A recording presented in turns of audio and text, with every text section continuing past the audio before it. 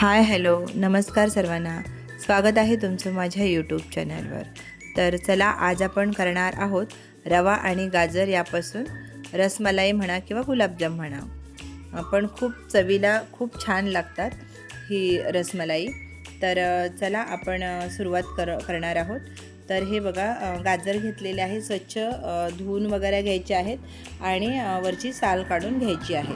आणि हे बघा, आता पुढचा भाग हा कट करून घ्यायचा आहे या पद्धतीने. आता तुम्हाला जर किसून घ्यायचं असेल तर किसून घेऊ शकता, तुमच्या मिक्सरवर डिपेंड करतं. मिक्सर जर बारीक सगळं होत असेल तर अशा पद्धतीने कट करा, आणि नसेल तर तुम्ही किसा आणि नंतर मग एकदा दोनदा मिक्सरला फिरवून घ्या, ते सोयीचं पडतं. आता हे बघा, असे छोटे छोटे कट करून घ्यायचे आहेत. जर माझे व्हिडिओ आवडत असेल तर लाईक करा, शेअर करा. चॅनलवर तुम्ही नवीन असाल तर चॅनलला सबस्क्राईब नक्की करा. आता हे बघा, आपण आता मिक्सरला फिरवून घेऊयात. आता हे बघा, मिक्सरला फिरवून बारीक करून घेतलेलं आहे या पद्धतीने. आता गॅस चालू करायचा, कढई गॅसवर ठेवायची आहे, कढई गरम करून द्यायची आहे आणि त्यामध्ये 1 चमचा तूप टाकायचं आहे. तूप छान वितळवून घ्यायचं आहे आणि वितळवून घेतलं तूप की त्यामध्ये आपण जे बारीक केलेलं आहे मिक्सरला जो गाजर, ते ह्याच्यामध्ये टाकून घ्यायचं आहे. हे बघा, व्यवस्थित असं सगळं टाकून घ्यायचं आहे. गॅस बारीक करायचा आहे आणि हे व्यवस्थित असं बारीक गॅसवर 1-2 मिनटं परतून घ्यायचं आहे.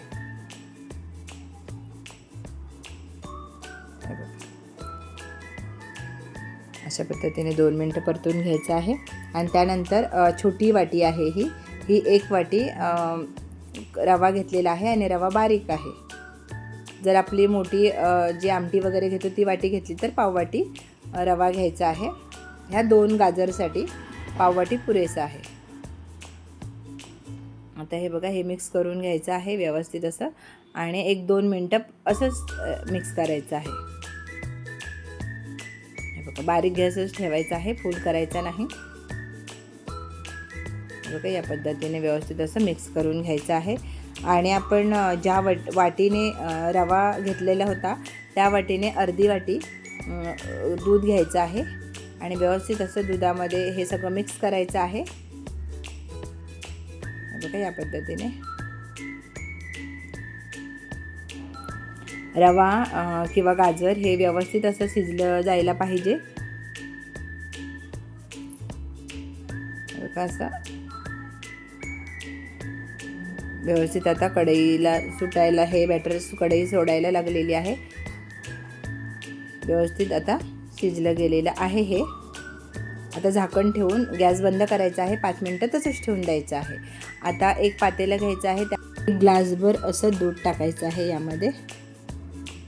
हे बघा, आणि व्यवस्थित असं उकळून घ्यायचं आहे दूध. आता ज्या ग्लासमध्ये दूध घेतलं होतं त्याच ग्लासमध्ये 2 चमचे कस्टर्ड पावडर टाकायची आहे आणि 1 वाटी असं दूध टाकायचं आहे. छोटी वाटी आहे ही.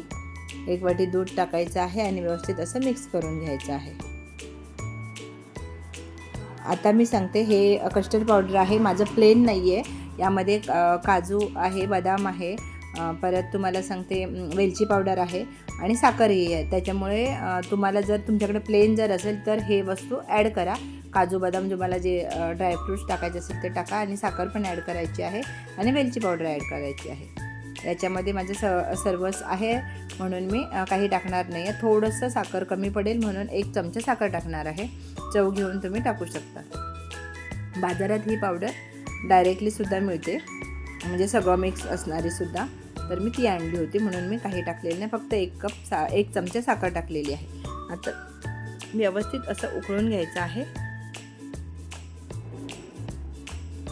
छान हलवत उकळायचं आहे. आता हे बघा, दूध उकळत आहे तिकडं, तर आता हे थंड होत आलेलं आहे. म्हणजे पूर्ण थंड होऊन द्यायचं नाही, कोमट पाहिजे हे बॅटर. आता हे एका भांड्यामध्ये काढून घ्यायचं आहे आणि व्यवस्थित असं मळून घ्यायचं आहे. आणि हे रवा आणि गाजर हे बॅटर पूर्ण सॉफ्ट करायचं आहे. सॉफ्ट होईपर्यंत छान मळून घ्यायचं आहे. मला एक 5 ते 6 मिनटं मी मळून घेतलेलं आहे.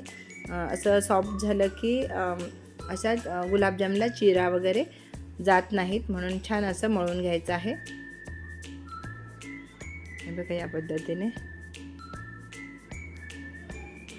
हे चवीला खूप छान लागतात, तर नक्की तुम्ही आवर्जून, मी सांगते म्हणून एकदा नक्की करून बघा. चवीला खूप छान लागतात. आता एका कढईमध्ये पाणी ठेवलेलं आहे आणि पाणी चांगलं उकळून द्यायचं आहे. तर आपण अशी एक जाळी घ्यायची आहे आणि छोटे छोटे गोळे जाळीत करून ठेवायचे आहेत. हे बघा अशा पद्धतीने. हे बघा ह्याला मळून घेतल्यामुळे ह्याला चीर वगैरे जात नाही. आता हे बघा सगळे गोळे करून घेतलेले आहेत. आता पाणी उकळलं का बघूयात. हे बघा पाणी छान उकळलं गेलेलं आहे. आता याच्यावर ठेवून देऊयात. आता एक 10 मिनटं झाकण ठेवून चांगलं वाफवून घ्यायचे आहे ते गोळे. आता हे बघा दूध पण छान उकळतं आहे. बारीक गॅसवर छान उकळून द्यायचं आहे. आता हे बघा 10 मिनटं झालेली आहेत. आता हे गोळे काढून घ्यायचे आहेत आणि एक एक आपण उकळत्या दुधामध्ये सोडून घ्यायचं आहे.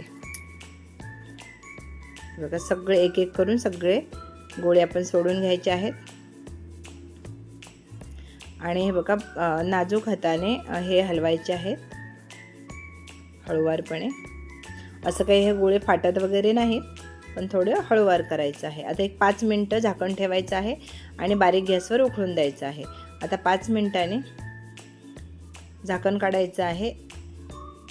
हे बघा गॅस बंद करायचा आहे आणि पुन्हा झाकण ठेवून असंच ठेवायचं आहे एक 5 ते 10 मिनटं. आता हे बघा किती छान मुरले गेलेले आहेत. हे बघा खूप छान चवीला लागतात. एकदा तरी तुम्ही नक्की ट्राय करा. चवीला पण खूप छान लागतात.